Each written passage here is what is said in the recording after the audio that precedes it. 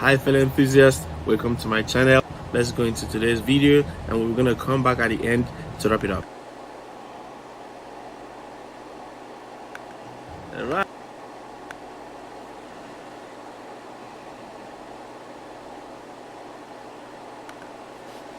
So in this episode we're gonna look at this project one more time, the transceiver project we've been working on, based on the 433 MHz transmitter and receiver chips here. So in the last episode we used Arduino Uno for both the transmit and receive sections, but in this episode here we're going to be looking at the ATtiny version of this project. So here you can see we've removed the Arduino Unos, and we're going to show it one more time just for demonstration purposes when we look at the serial monitor. But that's all we're going to do with the Arduino Uno. Apart from that, we have it off our circuit right now and we're just using the ATtiny. You can see here we have ATtiny on the transmit side and ATtiny also on the receive side. So let's just go ahead and demonstrate it. So when I press the button, the LED flashes on the transmit side, and at the same time a corresponding LED flashes on the receive side. And this receive side is powered by a battery, so I can actually take it off and take it somewhere else. And something I realized is when I power this receiver with battery directly, I didn't see much of a flicker on the LED. It just stays stable until I press a button. So this might be something to consider. So as I press each button, the LED flashes. Now I have another LED here connected directly to the ATtiny here on the output pin of the ATtiny. I actually have two outputs, red and blue. You might notice some maybe weak blinking of the LED here. When I press, it will flash blue and then it will also flash red.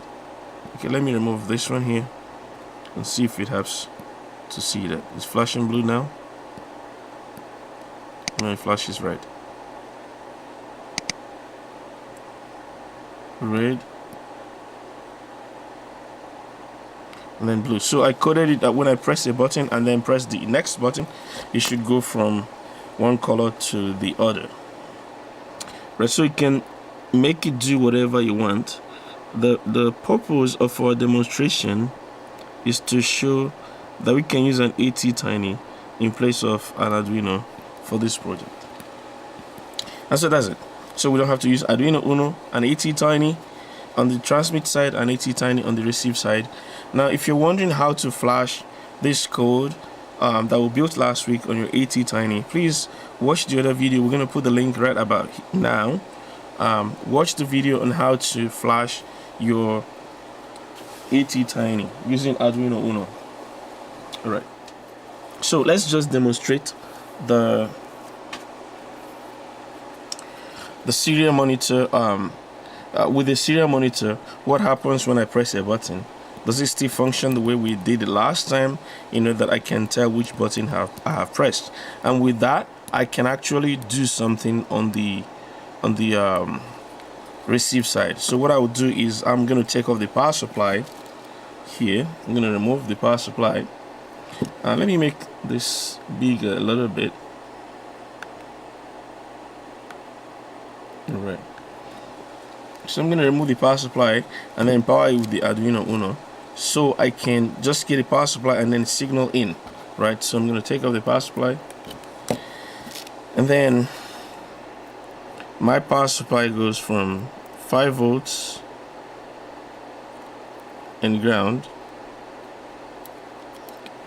and then I need my signal in, which goes to my transmit. So transmit goes to transmit.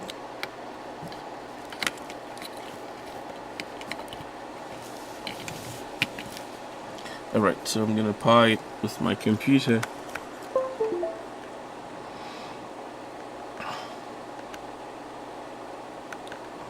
Then let's bring up the serial monitor. First of all, we want to make sure that we selected Arduino Uno here.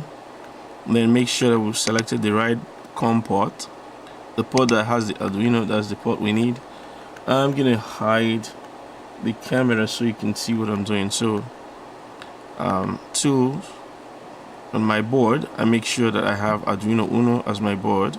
If you're using any of the other versions, you select the right one. Then you check your port. I'm using port 5, so I select that. Then I'll start my serial monitor. Alright. Then my baud rate, I think last time we've shown that 1200 works for this. For whatever reason, it doesn't want to work with a 9600, which is what we selected. Alright.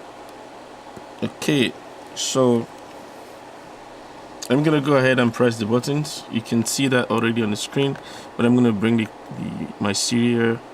I'm gonna bring in my camera one more time. Alright. So let's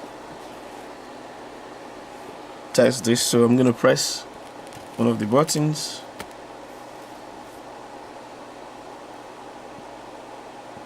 Then you can see on the serial monitor it shows that I have pressed button number 1. I'm going to do the same for other buttons. Press number 2,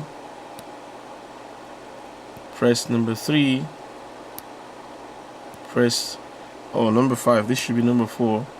So when I measure, yeah, that's number 4, and then that's number 5. Okay, so it's 1, 2, 3, 4, and 5.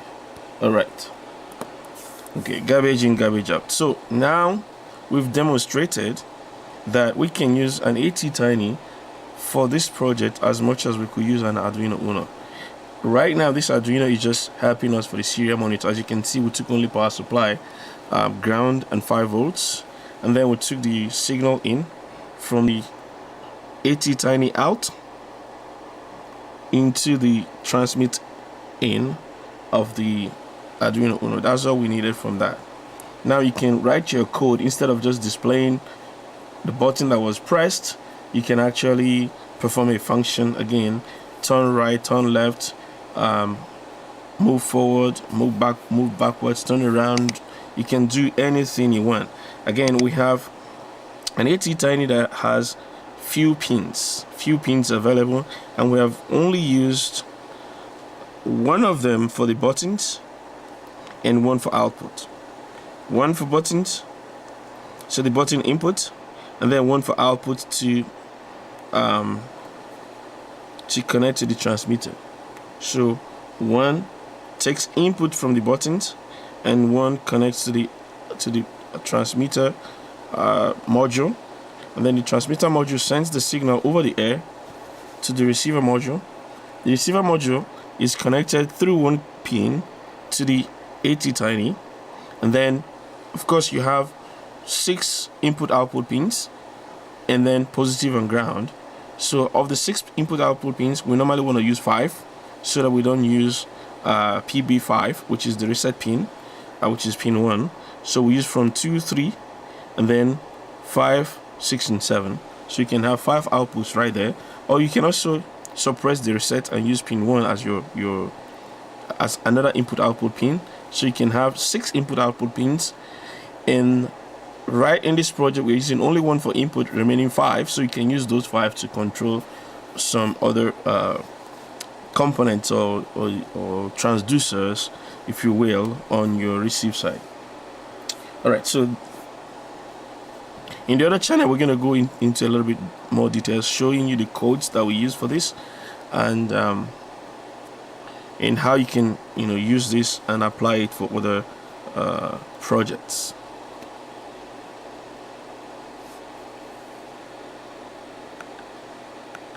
Alright, thanks for sticking around to the end. That'll be it from us today. Please, if you have not subscribed, do so right now, and don't forget to like and share this video. Until we come your way again with more contents, stay